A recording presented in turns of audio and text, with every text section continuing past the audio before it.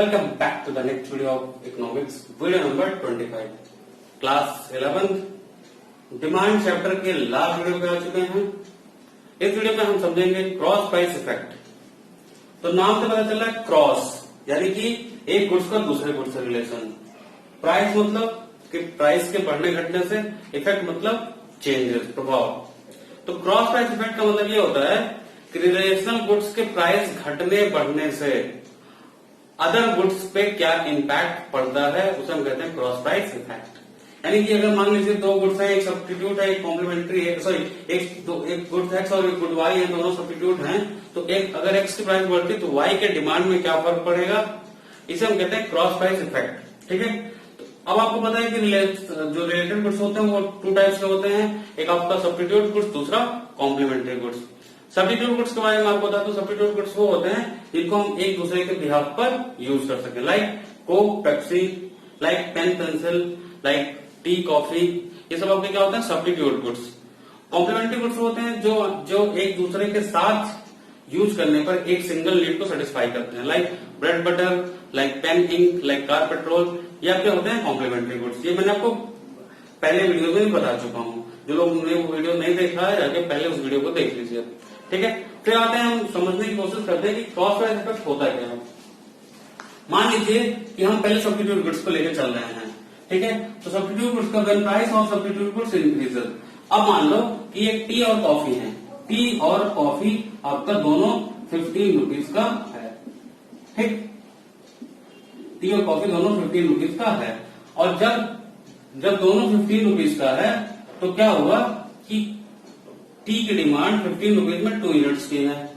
Diagram में आप देख रहे होंगे कि 15 रुपीज में टी की डिमांड 2 यूनिट्स है। अब क्या हुआ कि कॉफी की प्राइस बढ़ गई, क्योंकि अपने हेडिंग का डाला है कि price of substitute goods increases, यानी कि टी की प्राइस में कोई चेंज नहीं आएगा। अब क्या कहने की कॉफी की प्राइस में चेंज हो गया और ये 15 की बजाय 18 का हो गया। तो कंज्यूमर क्या करेगा, अब कंज्यूमर कॉफी से अपनी डिमांड को शिफ्ट कर लेगा किस पर, टी पर, क्योंकि कॉफी रिलेटिवली कॉस्टलियर हो रही है, तो बंदा अपनी डिमांड को शिफ्ट कर लेगा किस पर, टी पर। तो टी का एग्जिस्टिंग प्राइस पर डिमांड बढ़ जाएगा। यानी कि आप देख सकते हैं 15 रुपीज में पहले कंज्यूमर 2 यूनिट्स का डिमांड करता था और अब 6 यूनिट की डिमांड कर रहा है, तो डिमांड कर्व शिफ्ट हो गई D1 से D2। ठीक है, ये हो गया आपका, जब आपकी सब्स्टिट्यूट गुड्स की प्राइस बढ़ जाएगी तो एग्जिस्टिंग गुड्स का डिमांड बढ़ जाएगा। यानी कि अगर मान लीजिए एक्स और वाई दो सब्स्टिट्यूट गुड्स हैं, अगर एक्स की प्राइस बढ़ी तो वाई का डिमांड बढ़ जाएगा। ठीक है, अब समझिए when price of substitute goods decreases, क्या हो कि दो गुड्स फिर लेते हैं, मान लीजिए हम टी और कॉफी का एग्जांपल फिर लेते हैं। अब मान लीजिए फिर और टी और कॉफी आपकी 15-15 की है, अगेन मानने माना कि टी और कॉफी 15-15 की है। अभी क्या है कि जब टी और कॉफी 15 की है तो टी की डिमांड है 4 यूनिट की, और अब कॉफी जो है वो 15 की बजाय घटकर 12 रुपीज की हो जाए। तो सॉरी, एक मिनट देखिए, फिर से मैं बता रहा हूँ, जब आपकी टी और कॉफी दोनों 15 की है तो आपकी टी की डिमांड 8 यूनिट की है, D1 डिमांड कर दिया है और D2 डिमांड कर रहा है। तो अगर जब पहले टी और कॉफी 15 रुपीज की है तो टी की डिमांड 8 यूनिट की है। ठीक है, अब कॉफी की प्राइस 15 से घटकर हो गई 12, तो जब कॉफी की प्राइस घट गई तो डिमांड कॉफी का बढ़ेगा, तो कॉफी का डिमांड बढ़ेगा तो टी की डिमांड अपने आप कम हो जाएगी। तो टी का डिमांड आप देख सकते हैं कि घट गया, 8 से हो गया 4। तो अब देखो, अगर आपसे कहा जाए कि दो सब्स्टिट्यूट गुड्स हैं एक्स और वाई, तो अगर एक्स की प्राइस घटी तो वाई का डिमांड घट जाएगा। ऐसे सब्स्टिट्यूट गुड्स में रिलेशन होता है। तो ये चीज आपको समझ में आ गई, कमेंट बॉक्स में लिखिए यस। अब आते हैं नेक्स्ट समझते हैं कॉम्प्लीमेंट्री गुड्स में। कॉम्प्लीमेंट्री गुड्स में आपको समझना है कि मान लीजिए एक ब्रेड और बटर है। ठीक, ब्रेड और बटर कॉम्प्लीमेंट्री गुड्स में, ब्रेड बटर एक साथ यूज होते हैं। अब मान लीजिए कि बटर की प्राइस जो है पहले वो है 50 रुपीज, तो बंदा 20 रुपीज वाली ब्रेड 8 यूनिट कंज्यूम करता है। ठीक है, अब जब आपकी बटर 50 रुपीज की थी तो एक बंदा 20 रुपीज वाली ब्रेड 8 यूनिट कंज्यूम करता है। अब बटर हो गया महंगा, बटर मान लीजिए हो गया 70 रुपीज का। ठीक, तो जब बटर 70 का हो गया तो बंदा बटर जब नहीं लेगा तो ब्रेड क्या करने लगेगा, ब्रेड का भी डिमांड कम करेगा, क्योंकि बटर की प्राइस बढ़ी तो बटर का डिमांड कम हो गया, और बटर की डिमांड कम हुई तो बटर के साथ ब्रेड का भी डिमांड कम हो जाएगा। तो ब्रेड का डिमांड हो गया 8 से घटकर 4। ठीक है, तो ये हो गया डिक्रीज ऑफ इन डिमांड। यानी कि मान लो अगर एक्स और वाई दो कॉम्प्लीमेंट्री गुड्स हैं, फिर से समझो, अगर एक्स और वाई दो कॉम्प्लीमेंट्री गुड्स हैं, अगर एक्स की प्राइस बढ़ी तो वाई का भी डिमांड कम हो जाएगा। ठीक है, ये समझ में बात। अब आते हैं नेक्स्ट टॉपिक पे, when price of complementary goods decreases, यानी कि फिर वही मानते हैं, इसको हमने मान लिया ब्रेड का एग्जाम्पल। अब मान लो फिर इस बार बटर फिर 50 रुपए का था, ठीक, बटर फिर 50 रुपए का था, और बंदा जब बटर 50 रुपए का था तो बंदा 4 यूनिट ब्रेड कंज्यूम कर रहा था जब प्राइस बटर ब्रेड की 20 थी। अब मान लेते हैं कि जब बटर की प्राइस घटकर हो गई 30 रुपीज, तो जब बटर की प्राइस घटी तो बटर का डिमांड बढ़ेगा, बटर अकेले यूज नहीं होगा तो बटर के साथ क्या चाहिए, ब्रेड, तो ब्रेड का डिमांड 4 से बढ़कर हो गया 8 उसी एग्जिस्टिंग प्राइस पर। यानी कि अगर एक्स और वाई दो कॉम्प्लीमेंट्री गुड्स हैं, अगर एक्स की प्राइस घटी तो वाई का भी डिमांड बढ़ जाएगा। ठीक है, तो ये था आपका कॉम्प्लीमेंट्री गुड्स। तो एक बार हम सरसरी नहीं, हम आपको जल्दी से बता देते हैं क्विक रिव्यू। अगर आपसे कहा जाए कि अगर एक्स और वाई दो गुड्स हैं, अगर एक्स की प्राइस घटी तो वाई का डिमांड बढ़ा, तो कौन से गुड्स होंगे, this is called complementary goods. अगर एक्स की प्राइस बढ़ी और वाई का डिमांड बढ़ गया तो ये क्या है, ये है सब्स्टिट्यूट गुड्स। ऐसे आपके पास एक सेट मिल सकता है जिसमें आप बता सकते हैं कि कौन सा सब्स्टिट्यूट गुड्स और कौन सा कॉम्प्लीमेंट्री गुड्स। आपकी बुक में ये एग्जाम्पल मिल जाएगा। ठीक है, तो ये हो गया आपका क्रॉस प्राइस इफेक्ट। अब नेक्स्ट वीडियो में, सॉरी नेक्स्ट पार्ट में हम पढ़ेंगे। तो वीडियो के इस पार्ट में हम समझते हैं relationship between income and demand. ठीक है, यानी कि अभी तो आपने पढ़ा कि प्राइस के घटने से डिमांड बढ़ता है। अब हम समझेंगे कि इनकम का क्या इफेक्ट पड़ता है हमारे डिमांड पर। ठीक, तो डिमांड समझने से पहले हम ये समझे कि हमारे पास 2 टाइप के गुड होते हैं, one is normal goods and another one is inferior goods.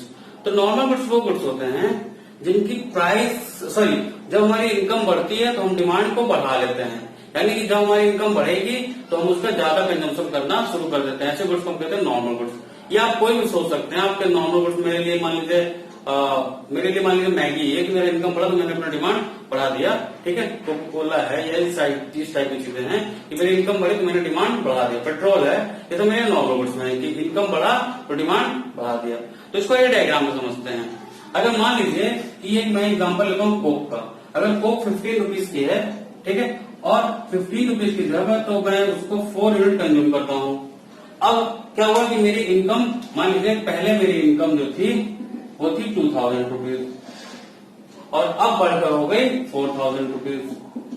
तो अब भले ही कोक 15 रुपया का ही रह गया, कोक भले 15 रुपीज का है, बट मेरे लिए अब मेरी इनकम बढ़ गई, अब मैं ज्यादा परचेज कर सकता हूँ, मेरी परचेजिंग पावर बढ़ गई। तो मैंने क्या किया, इनकम बढ़ने पर मैंने अपने डिमांड को 4 से कर लिया 6, यानी कि डिमांड कर्व शिफ्ट कर लिया D1 से D3।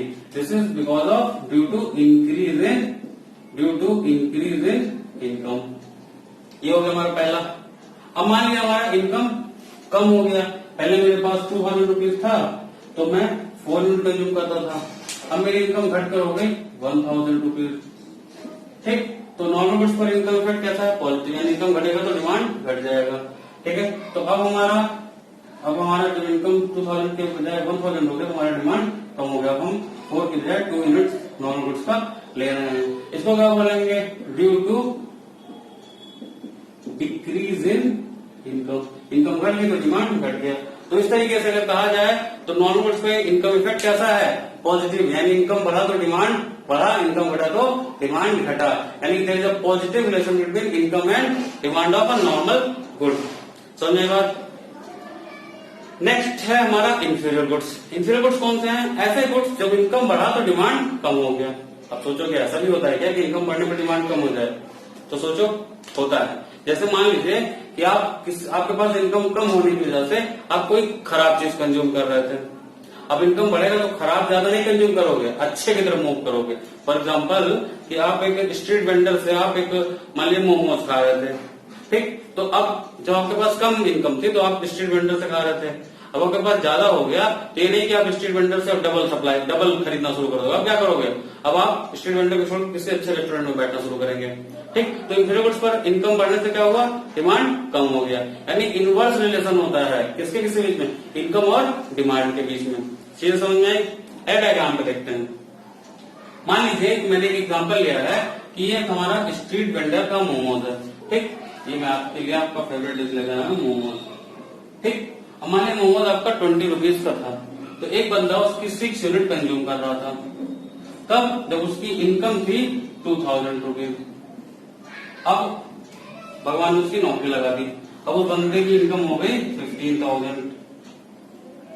तो अब वो बंदा क्या करेगा, स्ट्रीट वेंडर से ज्यादा खरीदेगा, कम खरीदेगा? अब तो उसकी इनकम बढ़ गई, अब वो अच्छे की तरफ भागेगा, यानी कि अब कम खरीदेगा। तो इनकम बढ़ा तो डिमांड उसने घटाकर 6 से कर लिया 4, तो बैकवर्ड शिफ्ट हो गया डिमांड का D1 से D3। ड्यू टू, कब हुआ ये? Due to increase in income. जब इनकम बढ़ गया तो डिमांड कम हो गया। ठीक, ऐसा दूसरा केस समझो, मान लेते हैं कि इनकम हमारा 2000 था और हम 6 यूनिट मोमोज की कंज्यूम कर रहे थे। अब क्या हुआ, हमारी इनकम और कम हो गई। ठीक, हमारी इनकम अब 1000 हो गई। तो अगर हम अब जब तक मान लीजिए कि जब हमारी इनकम 2000 थी तो हमने 6 यूनिट मोमोज का कंज्यूम कर रहे थे और कुछ पैसा बचाकर हम अच्छे होटल में खर्च कर रहे थे, लेकिन अब हमारी इनकम कम हो गई, हम होटल पे नहीं जा पाएंगे। तो उस नीड को कैसे पूरा करेंगे? तो उस नीड को इस मोमोज के ऊपर खर्च करके पूरा कर लेंगे। यानी कि इनकम घटा तो इंफीरियर गुड्स का डिमांड बढ़ गया। यानी कि आप समझो इंफीरियर गुड्स का डिमांड हो गया 6 से 8, यानी कि फॉरवर्ड शिफ्ट कर गया डिमांड का। ये क्यों हुआ? इसको हम लिख देंगे due to decrease in income. Income घटा तो डिमांड भी, इनकम घटा तो डिमांड बढ़ गया। This is called inverse relation between income and inferior goods. तो ये था आपका इनकम और डिमांड के बीच में रिलेशन। ठीक है, आई होप की चीजें क्लियर हुई होंगी।